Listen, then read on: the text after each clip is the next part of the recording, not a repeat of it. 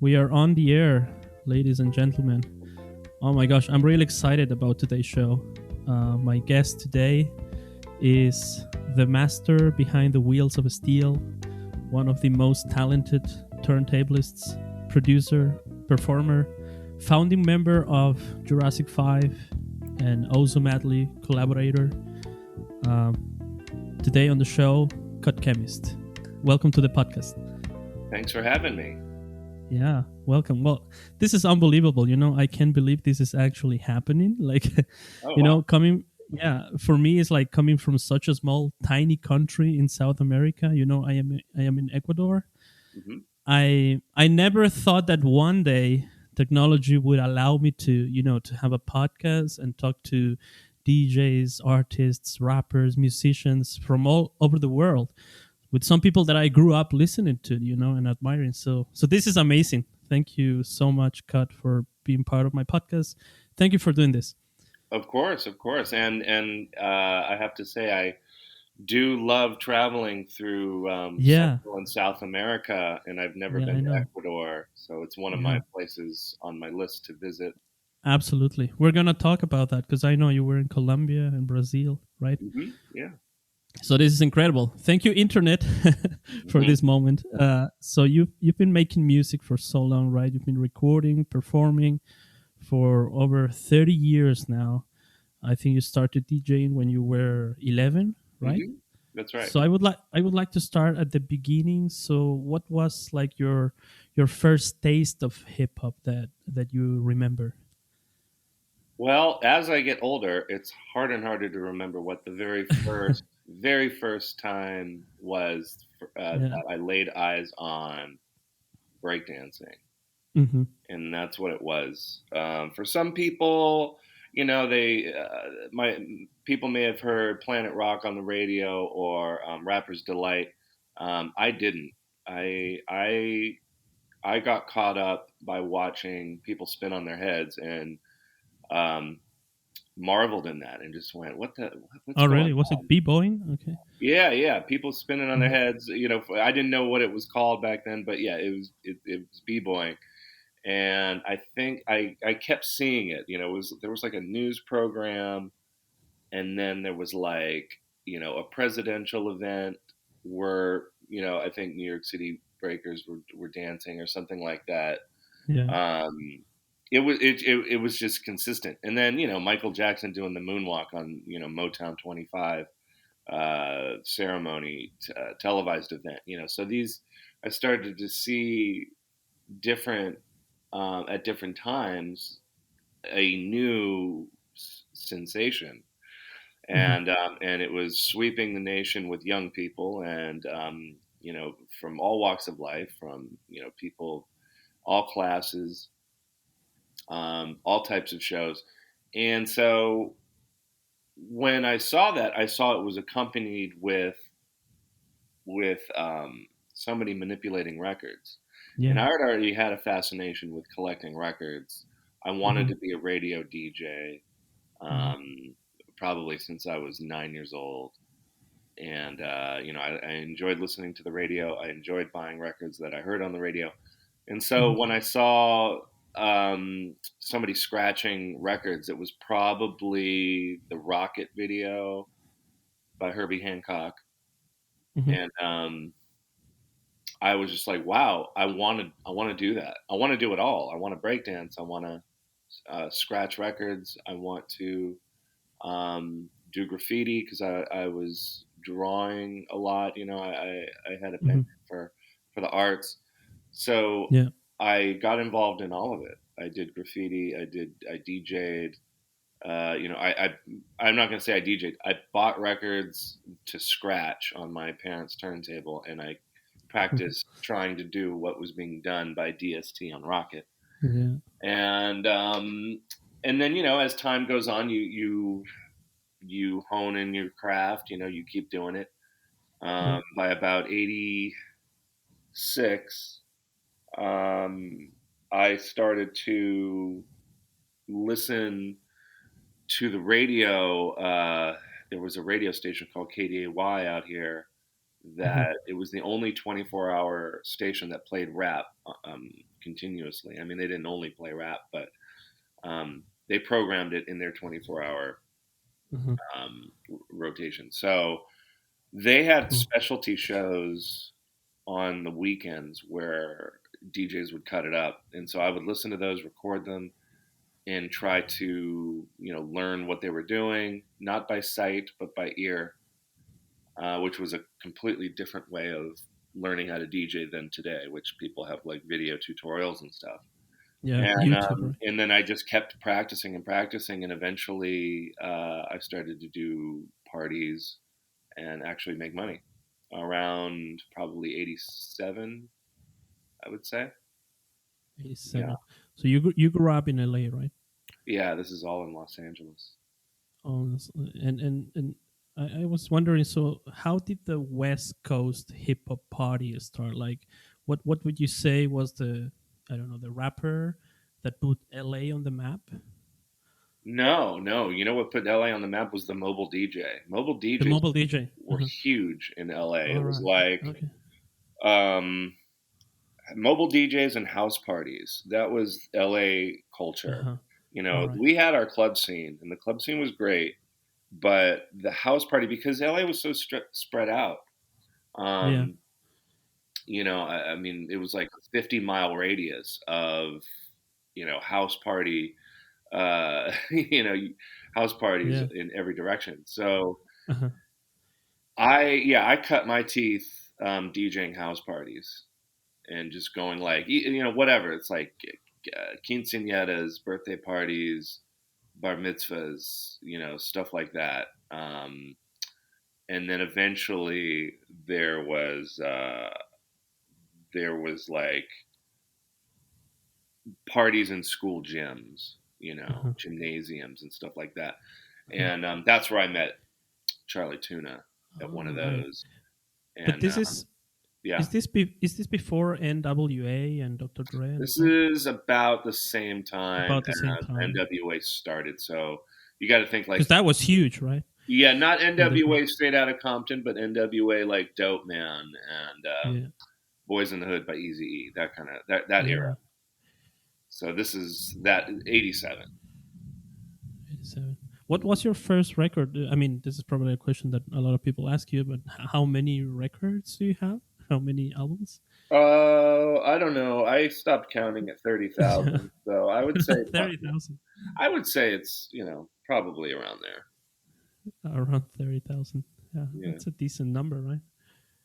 Yeah, although I sell records too, so I've probably since Yeah. the pandemic started, I've probably gotten rid of Hmm. like maybe 2 or 3 thousand. So Hmm. So um, was music always a part of your life, or was yeah, there a yeah, situation? yeah. Yeah. Ever since I Yeah. could see and walk and hear, it's Yeah. been in the family. My dad wrote music. He recorded music. We had musician friends come over, Oh, cool. bring their instruments. My mom played piano. So yeah, it was pretty natural to pick it up. Cool. And when did you discover? So let's talk now a little bit about these Caribbean tropical rhythms. When did you discover cumbia, for example, Mm. or Well, how? a couple of things. Ozomatli was. I'm trying to think of when we wrote the song Cumbia. I don't.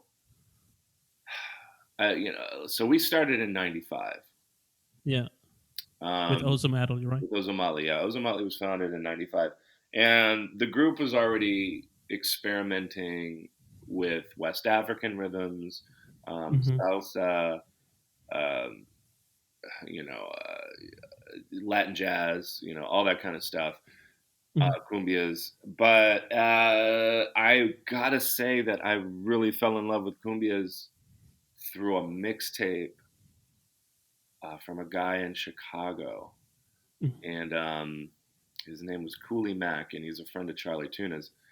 And I Mm-hmm. don't know why he gave me this tape, and it was because it wasn't hip hop or anything, but he was just like, "Here, check this out." Mm-hmm. Maybe because I was in Ozomatli, but it was like really early, like within the first year I was in Ozomatli. So he gave me this tape, Oh, cool. and it was all Colombian. Hmm. So there was like Fruco, so there was salsa, Joe Arroyo, people Hmm. like that. But then there was Yeah. just like some really heavy cumbia shit too, Hmm. and I just fell in love with it. I played it all the time. It was like the only Really? tape I had in my car that summer. Wow. And That's so then cool. Ozomatli does cumbia, and I was like, oh, okay, cool. And I started to kind of make connections uh, with cumbia and dub and reggae, like because they kind of have the same rhythm a little bit, like the um, the two, like one, you know. And so I started to Yeah. blend those types of records together, and I don't know if that was inspired by cumbia or if cumbia was inspired by that, but we do that in cumbia. And I know Will Dog, who is huge into to dub reggae, he probably had a lot to do with me making that connection. Yeah. Wow. Yeah. And then you actually traveled to Colombia and Brazil, right? Can you tell us a Oh little yeah. bit about those experiences? A few years ago, yeah, we went Yeah. to Did you spend a lot of time there? not nearly enough. No, it was two Yeah. weeks, and we Yeah. traveled around, and it was just me and my girlfriend, and we spent the most time. Well, it felt like we spent the most time in Cali Mhm. with Quantic and B plus, Oh, with Quantic, really?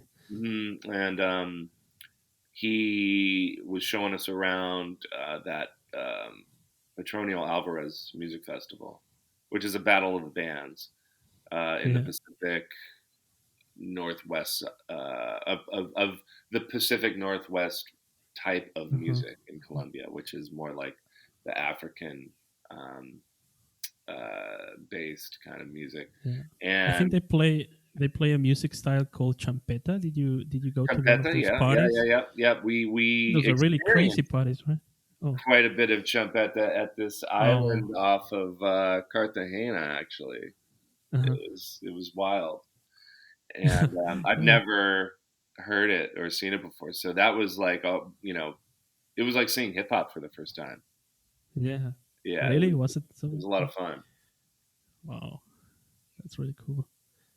So what I love about hip hop, it's for me growing up in the 90s, no internet. So the only thing you can have an idea of what was going on in urban America, it was hip hop, no? And the sound was for me so futuristic and funky and sometimes weird. No, I'm a big fan of Beastie Boys and De La Soul and so. So there were so many innovative and fun elements that is what got me really into hip hop because I love technology. So I was so what this is a drum machine, and sampling and all of that. So maybe we can talk a little bit about that now. Hmm. I don't know the science and technology part of hip hop. I know that one of the key concepts in hip hop is to come up with the most rare, obscure loops or samples, and but I know that is just one part of the job, right? The other part is turning those samples into beats. So what is a sampler, Cut, and what is sampling? So, Um, my first my first experience with sampling was in 1988. mhm, I had this keyboard sampler. It was a Roland, and it only sampled 4 seconds. And we mhm. made all our first demos with that. All right. Basically, yeah, I would just take a record and anything I could grab that was 4 seconds and have it on repeat on beat.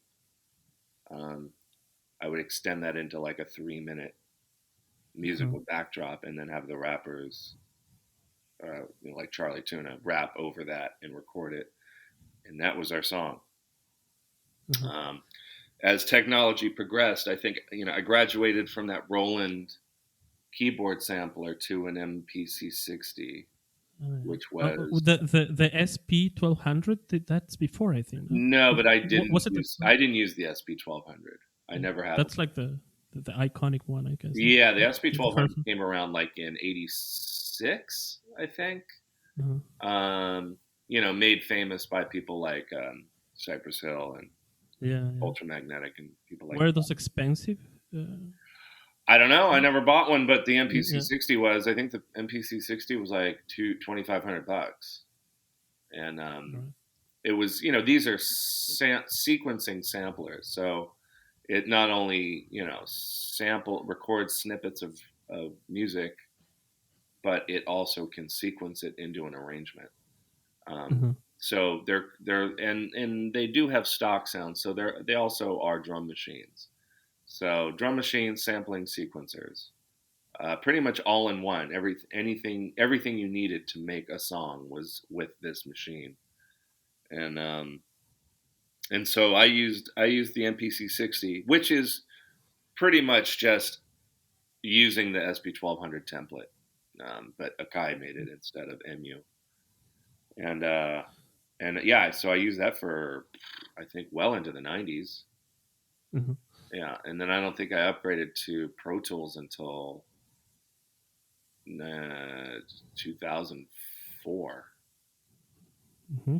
Yeah, so 2004 I used Pro Tools. In which case I ditched all the machines and just did everything on Pro Tools. I recorded in there. I mean, you have Pro unlimited Tools. recording capability and sampling time, so I just started to record straight into there and do all my arranging and manipulating and chopping in Uh-huh. the on the grid in Pro Tools. Still do, actually. Mm. Did you go to college to learn all this stuff, or was it just learning by doing kind of No, thing? no, just learned from friends. I went to college Yeah. and got a degree in fine art. Oh, you study art. Hmm. And what is kind of your secret formula? How would you describe your own technique, cut? What is the cut technique? The cut technique is Yeah.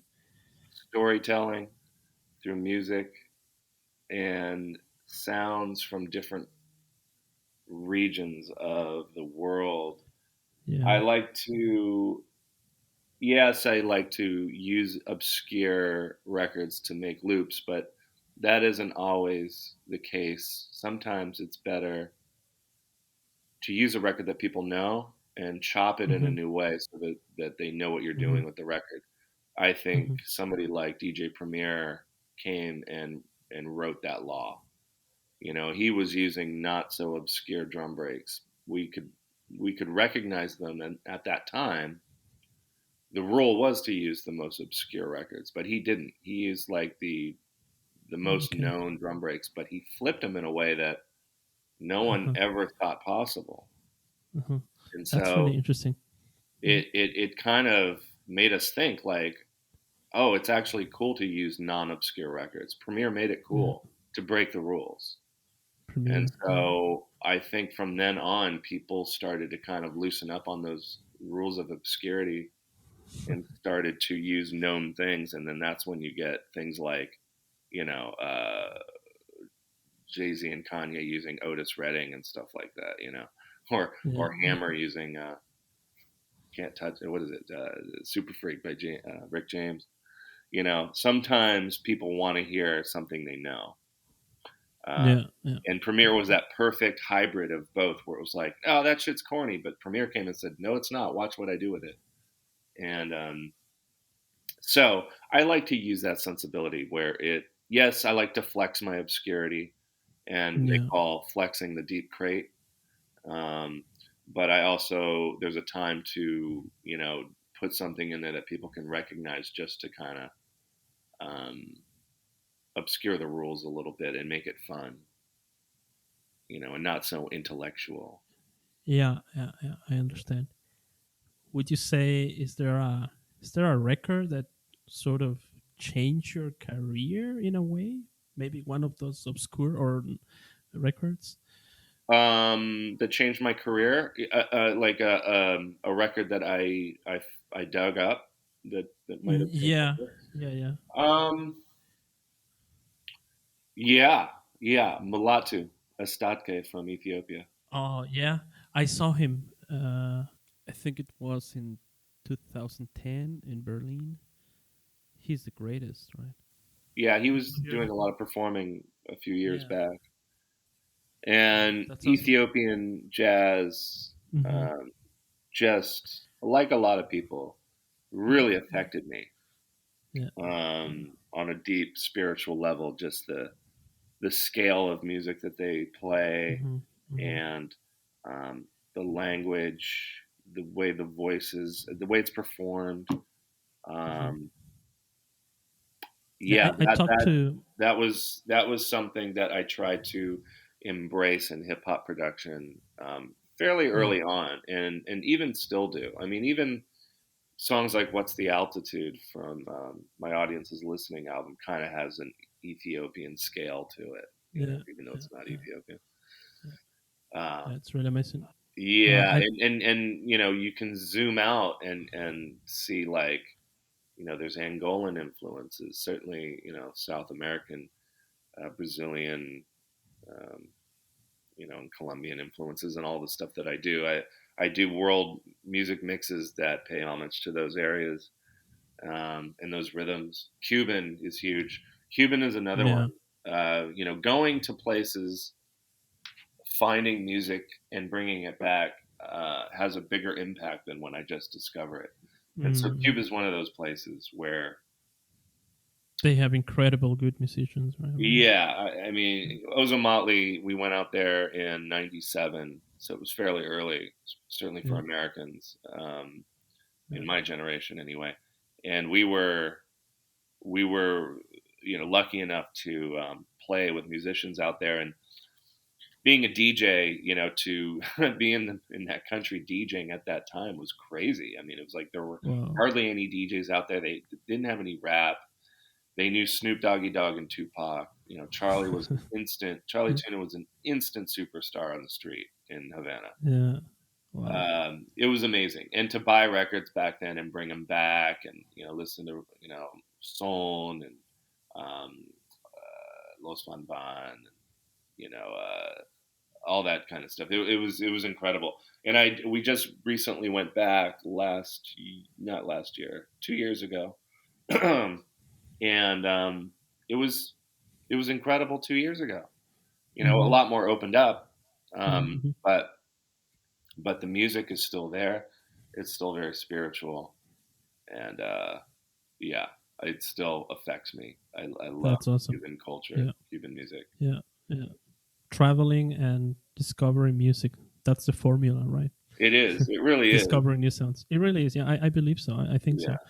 I mean, I lived a big part of my life in Europe, and then I came back here to my hometown, Ecuador, and I decided to live in the Amazon rainforest because I thought this place has something that it has to be discovered also.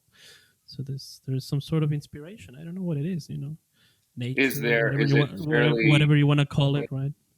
Is it It's desolate, amazing. or is there community, or is it a No, city? it's actually a city, but I live pretty much in the countryside. So I'm really surrounded by nature. So if you come to my place, you would say, "Wow, you really live in the jungle, right?" So Wow. it's kind of cool. So it's a fairy Is there? tale kind of house. What kind of music is there? Well, that's a good question, because we have different indigenous communities here, and they speak different languages, and they have different Mm, instruments, to make music. So uh, there is this sort of yeah. cosmic, spiritual nature in the music here. Maybe because of the shaman culture, Mm, they always seek this wow. spiritual reunion. Yeah, so they have their own natural elements, their own instruments. It's very cool. But I'm not an expert, and it's something that I Yeah. want to discover, and because there is a lot to preserve, I guess.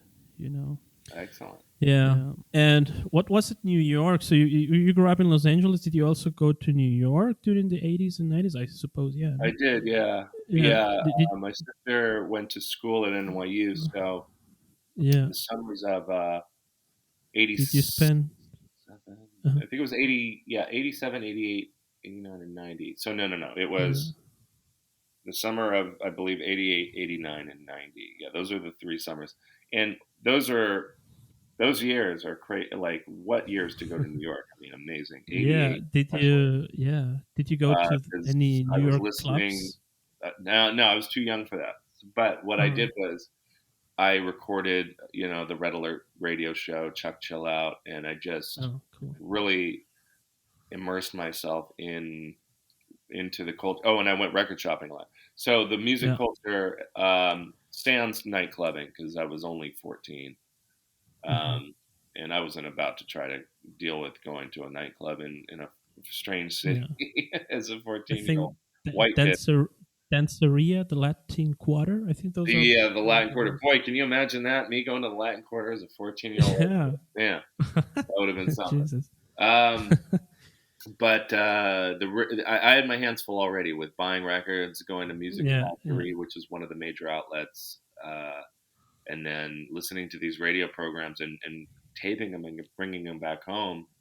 It was like going to Mecca, Hmm. and learning teachings and bringing them back and spreading the gospel to people here in LA. Yeah. It had a lot to do with my direction in hip hop and which eventually led me to J5, embracing East Coast culture, hip hop, um, and having that. I still have those tapes, and I still listen to them Yeah. and just love them. I love East Coast based hip hop culture. It's my favorite Yeah. thing ever. Yeah. Yeah. It's a big culture. It's incredible what happened in New York Yeah, at I that mean, well, time. it Like, started there, right? So, of course, you feel that when you go there. yeah. Yeah. And in LA, were you part of a gang or an affiliate? How did you I thought actually I meet? had to be back then. It's funny. I thought I had to be a part of a gang. I thought like, okay, in 1986, because I was doing graffiti and things were Yeah. pretty gnarly on the street in LA in Uh-huh. '86 when you were out there like Yeah. Yeah. spray painting your name on the walls. It used to be, you would do art and then all of a sudden it was like tagging and you were part of a gang. And so I was like, damn, okay, I guess I have to be a part of a gang. And then I didn't. Thank God that just kind of wore off me anyway. And I saw other friends get involved in gangs and stuff like that through doing Yeah. graffiti art. Yeah. And I just kind of kept my head down and kept honing in on my craft of DJing and what would eventually become producing when I decided to get that sampler and Yeah. just focused on that. Yeah. And with Jurassic 5, how did you form as a group? Were you? Well, in '87 when I met Charlie Tuna, we and Mark Seven, Yeah. we formed a group called Unity Committee, and Yeah. that was that lasted until '94. And so '87 to '94, we were making demos, doing parties, trying to get signed to record labels, and came close a couple times. But then in '94, when we met Rebels of Rhythm and we made the song Unified Revolution, we became Jurassic 5. And that was a unique enough thing coming from LA that um, caught the ear of record execs. Hmm. And we got signed, and thus was born Jurassic 5 Awesome. in Yeah. 1994. 1994. Yeah. Awesome. Let's talk about a little bit about your solo albums. Hmm. Like, what inspire you, or what inspired the sound on the audience listening, and how is it different from the sound on Die Cut? Because there is a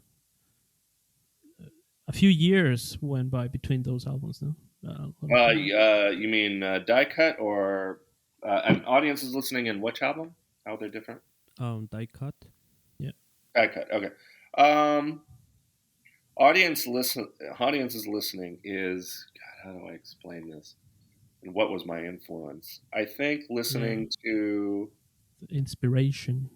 yeah, the Yeah. inspiration was a bunch of things. I mean, obviously, if you're gonna make a DJ record post DJ Shadow introducing, that's gonna make its way into the influence. Yeah.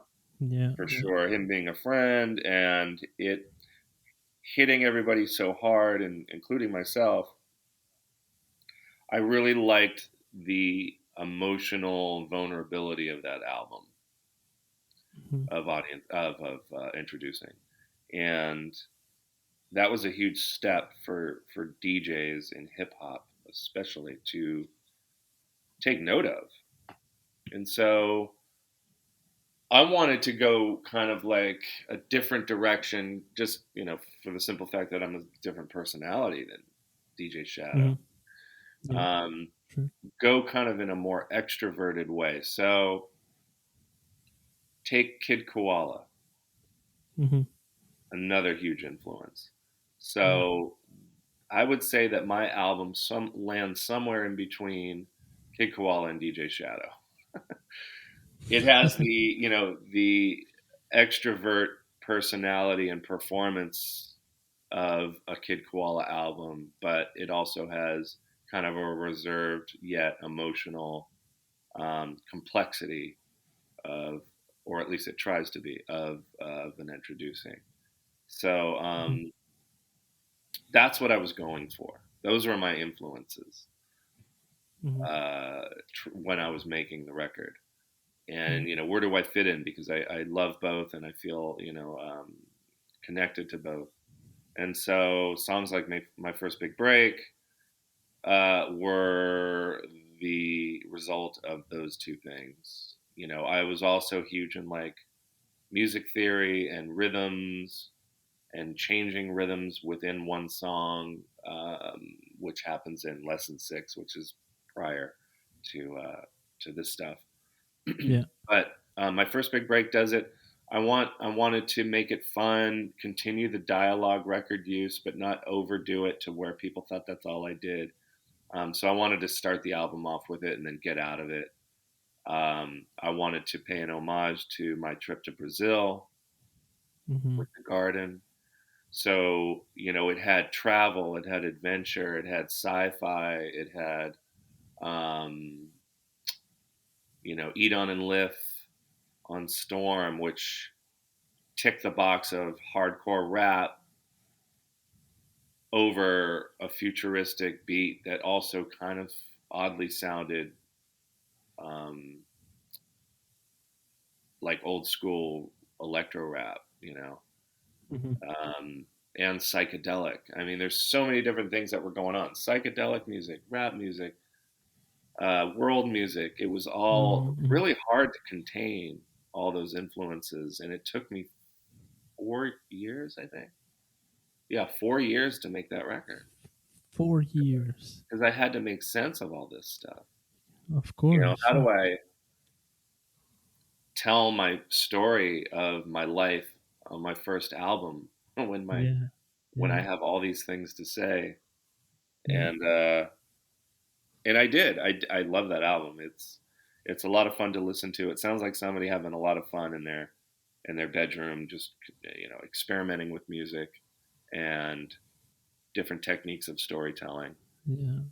through Yeah. music. So yeah, I'm really proud of it.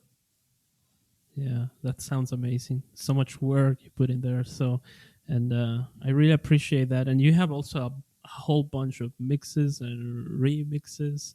I am interacting right now with a couple of people here on my Discord, and here's a question related to this, maybe a little bit. The Renegades of Rhythm. Hmm. So, what was the process of creating the Renegades of Rhythm with DJ Shadow? No, right? Um, that was okay. So just to It's a question from B-Boy Shaq from Ecuador. Who okay. you? Yeah, the Would you say B-Boy B-Boy crew. Shaq from Ecuador? Yeah, B-Boy Shaq. Yeah, is Okay. a friend of mine. Yeah, there Okay, are a B-Boy couple of Shaq. yeah, yeah. Um, that started with the purchase of Africa Bambaata's record collection Uh-huh, by Cornell University for their uh-huh, hip hop archive. uh-huh, So a friend of ours brokered that deal. He wanted to do something special to honor um, the the fact that the academic world was recognizing Bambaata's records as artifacts. It was a big deal. Yeah, So sure. he Yeah. by doing something special, he wanted us to do Shadow and I to do kind of like a brain freestyle mix with the records. And Shadow, Right. as forward thinking as he always is, was like, no, Hmm. no, let's not do that. Let's instead do a mix and a tour um, using the records. Hmm. And so we had to get their permission, and because they're the owners Hmm. of the records, we're just borrowing them and taking them around the world, to like places like Zagreb, Hmm. and so they said yeah, and we spent about a month putting this mix together and this huge visual accompaniment that was just absolutely stunning using these Hmm. artifacts, which are, I mean, these things are living, breathing examples of hip hop being born. Wow. You know, Yeah. these were the Yeah. copies that were being spun. These copies of Jimmy Castor Bunch were the ones being spun at Bronx River Center in 1976. Hmm. And now they're on stage with us being played for an audience in Wow. 2014. It was That's like so it crazy. was like a walking museum. Yeah. And so just to kind of give you the an example of the weight of that was on our shoulders as far as what we were carrying and Hmm. how careful we were with these artifacts, but yet we were still cutting them up like crazy and doing the most we could to manipulate them into an entertaining show. So it had so many layers to it. I mean, it was Hmm. just. Hmm. I think that was like it was like that last one at some point in the tour. He's like, Shadow was like, I think this is going to be the last time that I ever DJ with records like this. I'm like, yeah, because I would retire this whole genre right now. I mean, this is it. This is bucket list shit. Yeah. Yeah. Yeah. Um, so yeah, the process was it as it always is with Shadow when we do these mixes, brain freeze or product placement or hard sell. It's Hmm. pretty hardcore regiment for a few weeks putting it together. I know he was very adamant about arranging the set in a certain way that didn't make sense to me, but he had a story in his head that he wanted to tell. And me, I'm always like tempo specific, so I'm like, okay, we'll start slow and then we'll build up. But his thing is like not so tempo specific. It's like, no, I want to tell this story this way, and I think if we use these records, but then we switch the tempo and it, told a different story at this point. It's very interesting. The storytelling, Hmm. um, our storytelling prowess uh, lies in different directions. Him and I. So when we come together, it creates a perfect uh, a perfect set, I think, Yeah. because he won't think of what I'm thinking and vice versa. And so Hmm. when we put it all together and add our, techniques and scratches and juggles and stuff like that, it has so many layers to it, the performance That's so and the cool. mix. Wow. That's such an amazing story. That's so cool. I mean, Africa Bambaataa, Yeah. he's a god to me. I think A Tribe Called Quest, De La Soul, and Africa Bambaataa are like my favorite hip hop Yeah, yeah, they're all. I artists of mean, all time. Native Tongue is a direct extension of Zulu Nation. Native Tongue, yeah, Yeah, Zulu Nation, right? epic. Yeah, So I yeah, mean, yeah, all that does really stem from yeah, yeah, yeah. the I'm Zulu. actually wearing my Zulu Nation cap. I have a cap, Oh shit! so I'm Okay, wearing one right now, right on. just especially for this episode. All Nice. right, yeah. I have another question here. Miguel OG4 says, "What was the craziest outfit you ever had on a stage?"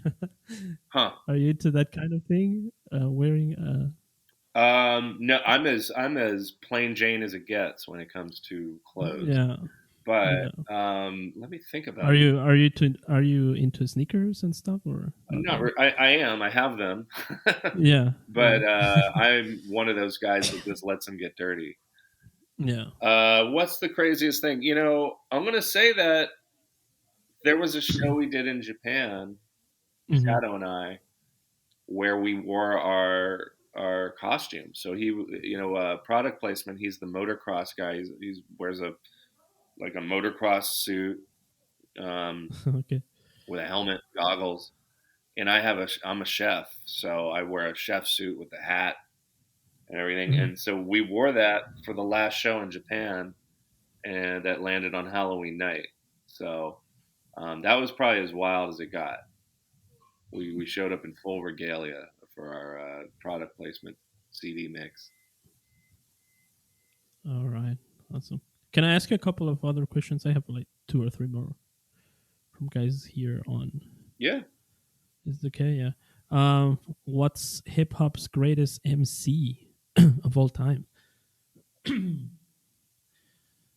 Oh, Um, that's a hard it one. depends. I mean, Yeah. there's a few. So Black Thought from the Mm-hmm. Roots. The Roots. I think he's a tough one, tough act to follow. Yeah. He's up there. He's one of my top. Pharoah Monch. Pharoah Monch is great. Um, Micah Nine. Micah Nine is kind of like, it's tough, man. You have to be there, like, because it's hard to find examples of how great he is on recorded Yeah. music. Yeah. But if you saw him in 91, 92, 93, you'd be like, this is incredible. I think that there's some great examples, though. The first two Freestyle Fellowship albums, Inner City Boundaries, Convolutions of Jazz, Mm-hmm.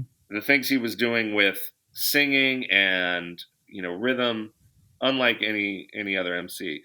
Go check out Die Cut Rap Dank video rap. that Mm-hmm. he's on with D'Anthony Parks on drums.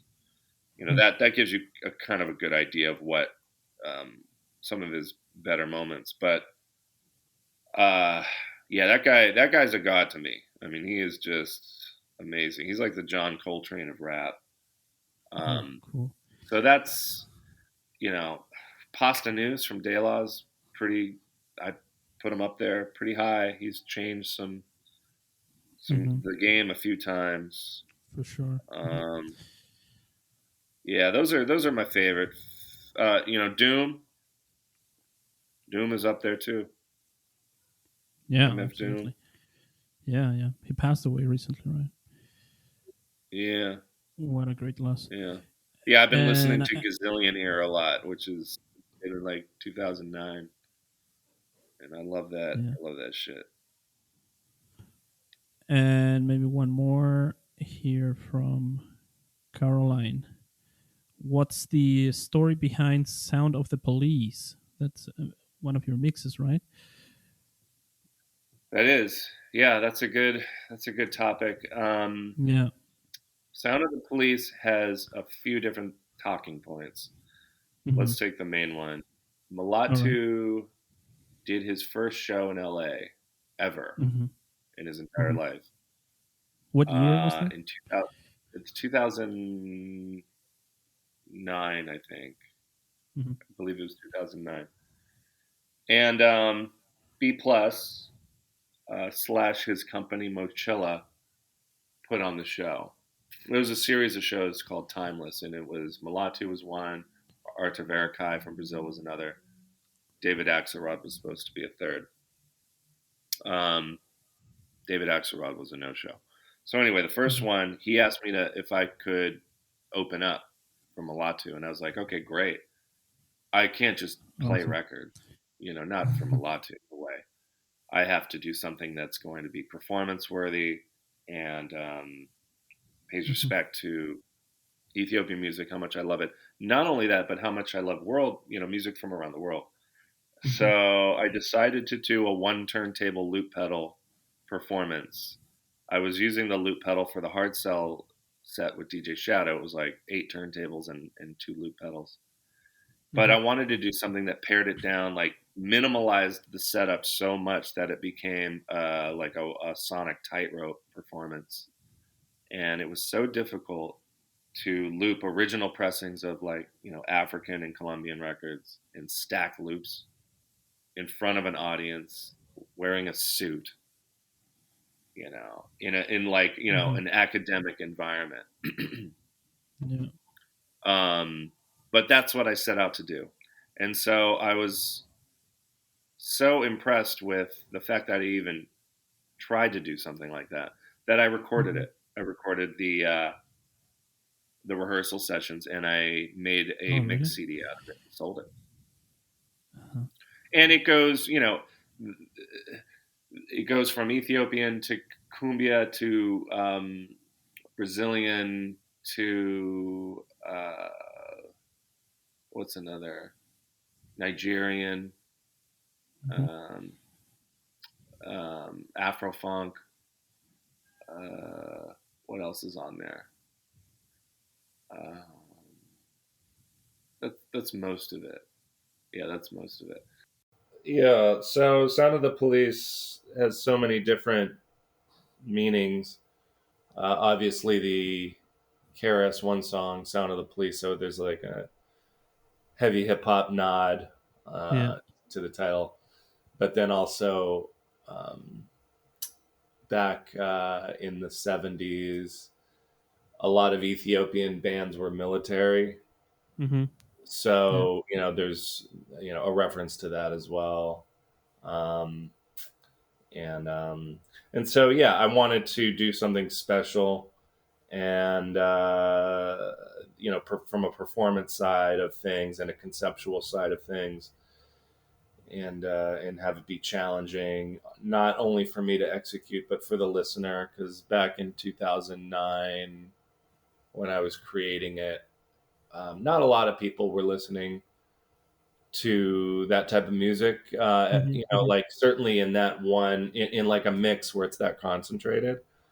Yeah. So I thought it was, a little aggressive as far as like a musical share, because I didn't really hold back. I don't feel like I held back from the things that I had at my disposal back then. I was kind of giving like the the hardest of the hard, from my crates of that type of music. So, Hmm. and there was a moment where I was like, is this too much? Am I going too hard? Are people going to be like, we can't get with this because it's too deep, or it's too, Yeah. not too deep, but like it's just so foreign Yeah. that Yeah. we have no way in. So, I tried to do things like, if I were being introduced to this music, how could I be kind of eased into it rather than just like jumping headfirst into Hmm. um, things like Alamei by, like a Mulatu production, which might be sound Yeah. like it's from Mars. Yeah. So, I would do things like dress it up with, Fela and things that people probably already might be familiar with to Yeah. help usher in the more kind of deeper, uh, deeper selections. So, and it did well. I mean, it was one of the most um, publicized things that I've done on my Yeah. own. I did hire a publicist for it, and so yeah, it did quite well. Cool. It's interesting what you're saying, because you're kind of always thinking about the listener too. So not only the things that you like and love, but also you think, okay, what is the listener going to think about this, right? Yeah, I think it's some artists might say that is not a good thing, but Yeah. me as somebody who is a listener, uh, Yeah. I have to respect what people might think. I don't put everything on it. I mean, I might disregard what the thought process might be because I have a mission to express this thing, and if Yeah. people have a problem with it or say this about it, then I still have to do it. I stand by that, but at the same time I kind of want to brace myself for what the thought process is going to be once I Hmm. do put out that thing that I have to do. Are Yeah. you going to get negative, positive, a little of both, a little, everything is so sensitive these days, especially now. It seems like Hmm. Yeah. anything that you say has so many different meanings from so many different perspectives, and it's almost Absolutely. impossible to take it all in before you do it. But just to know, so I'm not caught off guard when something does Yeah. happen. And I do take all the feedback from from the audience in the world of what I do with a grain of Hmm. salt, Hmm. But Hmm. at the same time, I also listen. It's not like I never take the position like, oh, the audience doesn't matter, what they Yeah. think. I mean, Yeah. what's the title of my first solo album? It's The Audience is Listening. So right off the bat, I took the audience into consideration, Yeah. because Absolutely. I'm part of the audience. So Sure. yeah. Sure. Now, I think in this context, I have here also a question on my Discord from Chris808. He asks, was it a nice experience working with Shakira? That's something I didn't even know that you Mm. once collaborated, right, I with did her. a 3-month tour in Europe, uh, Yeah. being her opening act. Uh huh. Um, oh yeah, she was great. Hmm. Her crew was great. Her crew of dancers were fun, and her bodyguard was awesome. She was.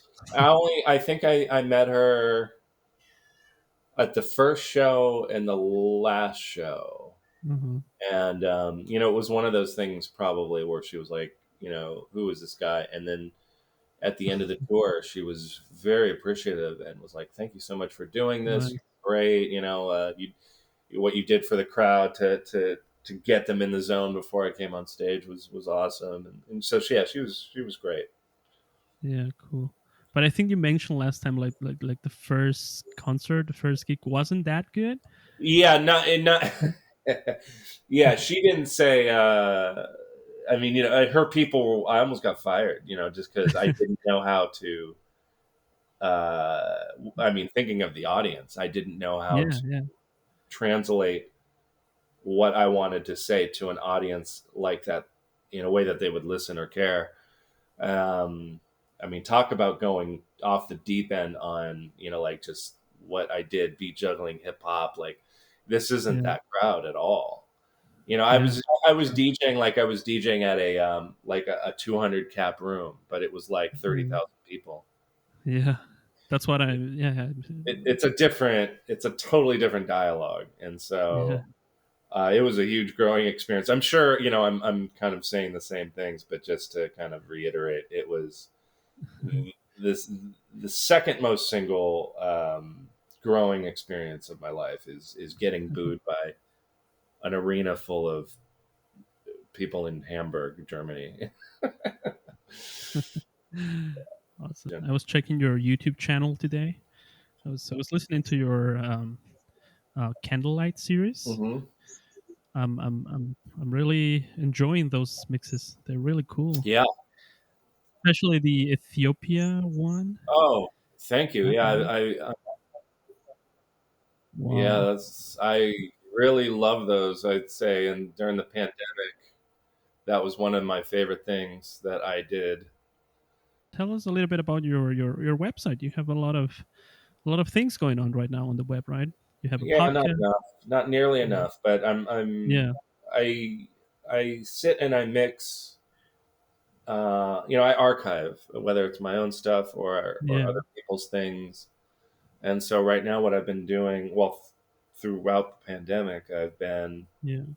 going through old drives, rescuing old drives, just trying to Nice. take stock of everything that I can save and gather and put it in an archive. And now I'm starting to go back into that archive and go, okay, so what do I want to Hmm. reintroduce? What do I want to turn people onto that they might not know about? So whether it's mixtapes from the '90s, that was a great campaign. People really dug that. Cool. Yeah. Uh, my favorite mixtapes, things that I haven't done, but other people have done that Hmm. inspired me to my own mixtapes. And now what I'm doing is going into uh, my original sessions, so recording sessions, and Hmm. stemming out the isolated parts that made the song in the recordings. So like I'm going through Jurassic 5 stuff and Oh, remixes and things cool. like that, all throughout the '90s. So I don't know what's going to happen with it, but it's fun to go through it and at least organize it and be like, hey, if we wanted to put out Jurassic 5 recording sessions so people can remix them, yeah, maybe, they're here. So so we'll see. But that, I don't there's 5 other people in the group, so I'd want to get their ideas and their blessings to see what could be done with that material. But then there's also, the sessions of my own stuff that I'm rescuing and trying to figure out what to do with. So I try to satiate my subscribers with this material. It's, highly exclusive, obviously. And so if they want to, peek deeper into the Cut Chemist world, this is the best way to do it. Yeah. So they can subscribe on your Bandcamp, and they have access to all those. We keep the mixes in digital form, right? Yeah. So you can download everything that's up there. I think there's there's over 10 mixes. I think there's almost 20 or 25 mixes up right now. So you can get all those, download high quality, and then you also get little perks like I think it's 10% off of any physical goods and stuff like that, which a lot of people take advantage of during Bandcamp Friday. I'll do special sales because Bandcamp waives the commission. So that'll be the time that I offer rare vinyl and things like that. And so if you're a subscriber, you get, a cool 10% off. So that's nice. And it's been good. It's been a lot of fun. I've also been, starting a podcast series exclusively for subscribers. So they get to have kind of a hear me talk and shout them out and talk about stories from my past that are funny. Yeah. The Shakira one should probably be up there pretty soon. I should tell that story. It's a lot of fun when I'm really detailed about it. Okay, cool. And you were also on Twitch, I think, for the first time. You had a performance on Twitch, right? I think it was a month ago. I did, yeah. I wasn't able to watch it live. Was it good?